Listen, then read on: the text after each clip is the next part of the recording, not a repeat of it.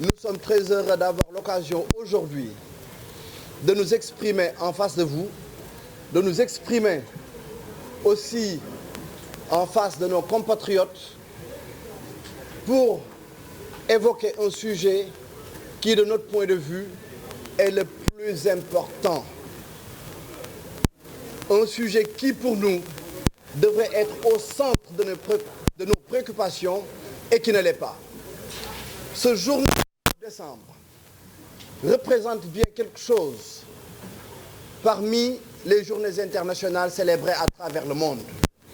Et cette journée du 9 décembre n'a jamais été célébrée aussi bien au Sénégal que sur le continent à notre connaissance. Et lorsque nous faisons par malice l'interrogation au niveau de nos compatriotes, qu'ils soient de la société civile, qu'ils soient de la presse, pour savoir justement que représente cette journée, personne n'est en mesure de nous répondre. Parce que tout simplement, on n'accorde pas à cette journée l'importance qu'elle devrait avoir. Cette journée du 9 décembre est la journée internationale de lutte contre la corruption. Et ma foi, ici au Sénégal, ici sur le continent africain, si nous souffrons d'un mal, le principal, il s'agit bien de la corruption. La corruption, finalement, est la racine de tous nos maux. On nous parle de déficit d'enseignants, on nous parle de déficit de médecins, on nous parle de déficit d'infrastructures et de bien d'autres déficits. Mais tout ceci n'est que la conséquence du mal et du mal ultime, à savoir la corruption. Et quand nous parlons de corruption, nous ne nous limitons pas simplement à la corruption administrative et financière. Nous ne parlons pas simplement de cette corruption qui vise les acteurs politiques. Nous parlons de la corruption dans sa globalité. Et cette corruption, au-delà de l'administrative et de la financière, elle est intellectuelle, elle est religieuse, elle est morale. Et il s'agit d'une corruption qui prend racine au cœur même de nos familles et depuis notre tendre enfance. Parce que de prendre un enfant qui, comme la psychologie l'a bien expliqué, tout ce qui rentre dans son esprit de 0 à 3 ans n'en sortira pas. Et on prend cet enfant-là, on lui met dans l'esprit qu'il doit prendre en charge ses parents. Mais voilà une société qui est malade. Une société saine doit justement avoir des adultes responsables, des adultes ayant conscience qu'ils ont un devoir vis-à-vis des enfants, un devoir de soins, un devoir d'éducation, un devoir d'habitat, un devoir et des devoirs vis-à-vis de leurs enfants. Mais de mettre, si je puis dire, le système à l'envers, de structurer un enfant tel qu'il devrait demain subvenir aux besoins de ses parents, eh bien, voilà une société qui est malade, voilà une société qui marche à reculons. C'est plutôt ceux qui ont la conscience et ceux qui ont l'énergie pour pouvoir produire d'un point de vue économique, c'est à eux de pousser la jeunesse. Ce n'est pas à l'enfant, ce n'est pas aux jeunes de se retourner pour pousser justement des adultes. Quand une société fonctionne de cette manière-là, disons-nous bien que cette société, elle est profondément malade. Quand je parle de corruption intellectuelle, la corruption intellectuelle, je vais juste donner un exemple qui est très précis, c'est d'avoir quelqu'un, soi-disant, doté d'une certaine science, mais lorsqu'il va exprimer sa science, personne n'aura le droit de lui porter la contradiction. Mais ma foi, de quelle science parlons-nous dans ce cas-là? Toute science doit être apte à accueillir, à recevoir une contradiction et y répondre par des arguments. Mais lorsqu'on a des chiens de garde qui, lorsqu'on nous contredit, sont capables d'aller agresser le contradicteur, d'aller brûler ses biens, eh bien, là, on est dans la corruption intellectuelle. Lorsque un professeur qui a autorité sur une jeune femme est capable de courtiser cette jeune femme, d'entretenir une relation amoureuse avec cette jeune femme, ce professeur, il fausse les règles, il fausse l'équilibre entre les élèves, il fausse l'équilibre entre les étudiants, il fausse l'avenir des enfants et il, si je puis dire, verse dans la corruption de notre jeunesse, dans la corruption morale. La corruption, elle est multiforme dans notre pays, elle est généralisée et c'est toute notre société qui l'est. Et nous sommes corrompus à tel point que quiconque même pense à dénoncer la corruption passe pour être quelqu'un de compliqué, passe pour être un justicier, passe pour être un toubab. Mais non, avoir l'ambition maximaliste et non misérabiliste, avoir l'ambition de voir nos pays vivre dans la prospérité, ma foi, ce n'est pas être compliqué, ce n'est pas chercher des difficultés, c'est tout simplement être un être humain doué de raison.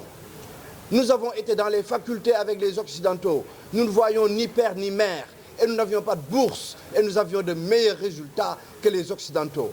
Ça veut dire que les Sénégalais, en matière intellectuelle, les Sénégalais n'ont rien à envier à personne.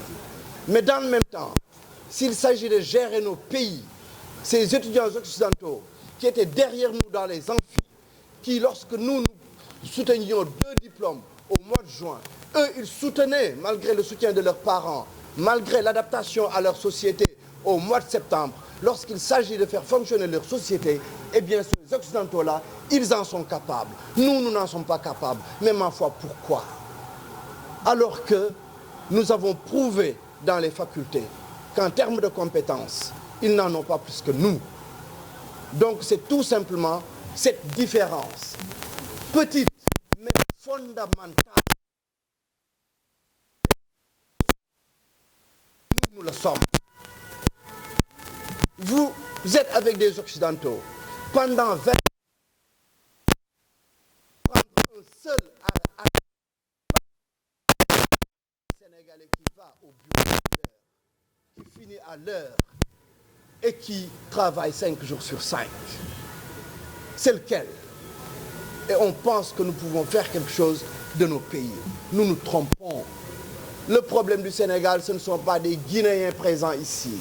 Le problème du Sénégal, ce ne sont pas des Français qui seraient en train de manipuler nos dirigeants. Le problème du Sénégal, c'est la corruption qui est devenue consubstantielle à notre être sénégalais. Tout ce qui ne nous rapporte pas, eh bien, nous ne nous investissons pas dans cette entreprise-là. Tout ce qui ne rapporte pas un gain immédiat ne nous importe pas. C'est ça le problème du Sénégal.